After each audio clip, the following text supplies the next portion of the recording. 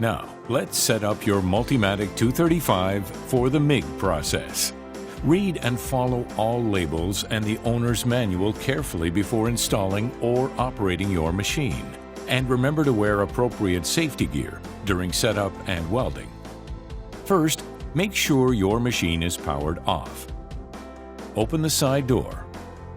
Route the control cable through the access hole in the front of the machine. Then, install the MIG gun into drive casting, making sure it is completely seated in the drive assembly. Tighten the gun connection to the receptacle with a threaded side knob. Then, connect the control cable to the 4-pin connection. Twist the collar to tighten. While the machine is still off, connect the drive lead into the positive receptacle and turn clockwise to tighten.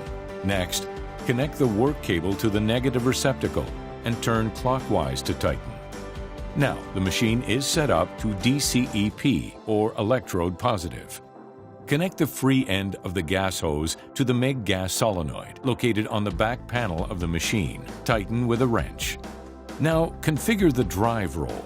The Multimatic 235 is shipped with a set of 030-035 combination drive rolls. To ensure the drive roll groove matches the selected wire, insert the drive roll onto the drive roll carrier so that the desired wire diameter is facing out on the drive roll. Next, install the spool of wire to allow the wire to feed from the top of the spool. Fasten the spool hub nut to secure the wire spool. Pull the wire from the top of the spool and feed it through the inlet guide and close the pressure lever. Prepare the gun by removing the gun nozzle and contact tip. Then turn machine on.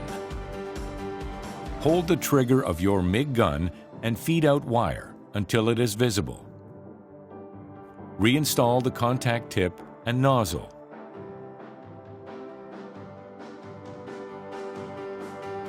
Finally, check the drive roll pressure to ensure a trouble-free weld.